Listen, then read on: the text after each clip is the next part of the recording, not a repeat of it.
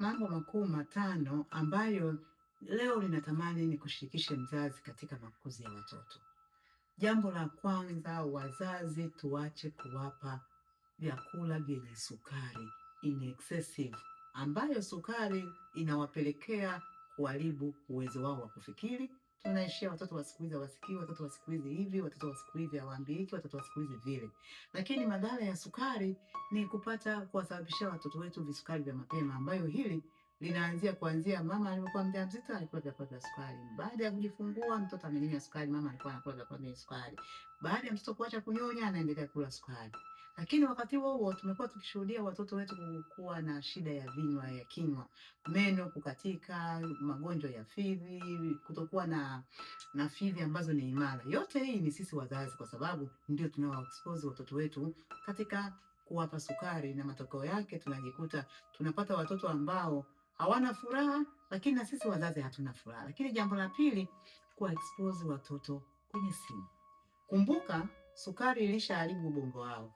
Alafu bado muda wote mtoto yuko kwenye rim, yupo kwenye mwendo. Yaani muda wote mtoto akili iko hivi. Hakuna wakati ambao mtoto anatulia. Hakuna, na muulize kwamba wewe ulikuwa unaangalia nini hapa? Hakumbuki. Alikuwa anaangalia. Lakini ukimuita, unaangalia nini hapa? Mpaka arudie tena kuangalia hapa. Kwa hiyo anajikuta mtoto hapati utulivu wa akili. Na hapo mtoto huyo unamtengeneza kuwa ni drifter. Drifter ni mtoto ambaye hana purpose. Hata kuja anakuwa na lengo kwenye maisha yake, kwa sababu tangia akiwa mdogo akili yake haijawahi kupata utulivu, akili yake haijawahi kuwa ni mtu wa kujitafuta. Kwa sababu ya nini? Ya mapenzi kutoka kwa mama na kwa mzazi, ambayo tunasema ni upendo. Lakini ni upendo ambao ukiuchunguza kwa ndani, baada ya kuwa upendo inakuwa ni balaa. Sio upendo, bali ni hasara kwa mtoto na kwa mzazi. Lakini pia wazazi tuache hii hali ya kumpa mtoto kila anachokitaka. Ukimpa mtoto kila anachokitaka, maana yake kwanza kabisa unamfanya huyo mtoto kuwa tegemezi, kwa sababu hujamfundisha mtoto wako kuwa mtoto mwenye kujitegemea. Kwa sababu mtoto ambaye anapewa kila kitu ni mtoto ambaye hana faida kwake yeye mwenyewe, lakini pia na kwa jamii yake, kwa sababu hajawahi kufeel au kuishi ukosefu. Asili haikupi unachokitaka, kila unachokitaka, ila inakupa unachostahili. The same, sisi wazazi tunatakiwa tuwape watoto kile wanachostahili, lakini sio kile wanachokitaka. Na katika uhaba ndipo kwenye fursa ili uweze kupata. Wanakwambia shibe ni mwana malevya na njaa ni mwana malegeza. Kumbe yote hii ni kwa sababu tumekuwa tukisema hii misemo, na sasa hivi haipo. Kwanza misemo hii, kuna ambaye ataangalia hii klipu hajawahi kusikia hili neno likisema. Wazamani wahenga walikuwa wakisema. Kumbe njaa ndio inayokupa akili, uhaba ndio unaokupa fursa, uhaba unakufanya ufikiri, uhitaji unakufanya uwe active.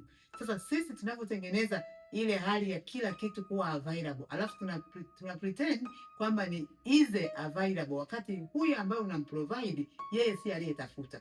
Kumbe kuna kila sababu ya sisi wazazi kuwatengenezea watoto wetu uwezo wa wao wenyewe kujimudu, uwezo wa wao wenyewe kujua kwamba kumbe kuna kutafuta na kupata, kuna kutafuta na kukosa. Vile vile sio kila mtoto anaposikia njaa inatakiwa ale. Kumbe njaa inakupa fundisho kwamba kumbe lazima nishibe, lazima nitakula wakati fulani, lazima sio kila ninachokiona lazima nikile. Kwa sababu mzazi ukimtengenezea msingi huo mtoto, jua kwamba unamtengenezea shida na sio raha au sio furaha ambayo hakika kila mzazi angetaka mtoto wake apate hiyo furaha. Lakini pia jambo la 4, wazazi tunafuatilia sana maendeleo ya matokeo ya shuleni ya kufaulu. Tunapenda sana kufuatilia maendeleo ya kufaulu kwa mtoto. Ni wazazi wangapi ambao wanaendelea au tunaendelea kufuatilia matokeo ya afya za mtoto au maendeleo ya afya ya mtoto? Kwa maana mtoto awe ana sneeze, mtoto awe ana sinus, mtoto awe ni mnene, mtoto awe labda, hakuna mzazi ambaye ukimuuliza mtoto wako wa miaka 7 anapata choo mara ngapi, mzazi hajui. Anapata choo cha aina gani, ni choo kigumu, ni choo cha kawaida, ni choo chenye kamasi, ni choo cha aina gani? Mtoto hajui, mzazi hajui. Lakini ukimuuliza mtoto wako ana score ngapi darasani, utasikia first class. First class, yes. Kwa afya ipi? Maana akisha score hiyo first class, ni nini ambacho atakuja kufaidi katika hiyo first yake ambayo wewe mzazi kwa sababu wewe mwenyewe umefundishwa katika hali hiyo ya kuwa first. Lakini unapojiangalia, kwa sababu hujui kumfuatilia mtoto wako, hujui kumtengenezea msingi, je, ile first uliyoipata ni first kweli ambayo inashikika au ni last mwisho wa siku? Jambo la mwisho na la tano ni fundisha mtoto kujisikiliza. Hili ni la msingi sana. Na kwa bahati mbaya wazazi wengi katika hili, ninajua ni kwa sababu sisi wenyewe hatujui kujisikiliza. Lakini utamwezeshaje mtoto aweze kujisikiliza? Mimi naomba niwashauri wazazi wenzangu, watoto bado wana utu ndani yao, bado wana uungu ndani yao ambao haujaharibiwa kama sisi ambavyo utu wetu umeharibika, kwa sababu hawajawa exposed sana kwenye haya maisha ambayo sisi tunaishi, ambayo yanatukimbiza muda wote.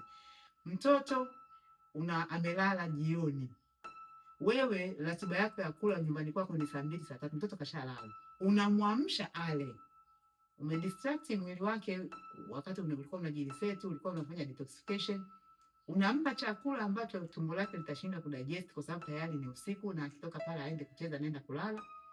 Kuna wazazi ambao mtoto akiamka, na bahati mbaya kuna baadhi ya shule zinawataka hivyo wazazi, kwamba baada ya mtoto akiamka akiandaliwa saa 11 angalau apate chai au uji. Mzazi mwenzangu, kumpa mtoto chakula chochote tena chenye sukari mara tu baada ya kuwa ameamka, unamtengenezea mtoto magonjwa ambayo wala hutakaa ujue haya magonjwa mtoto aliyapata lini.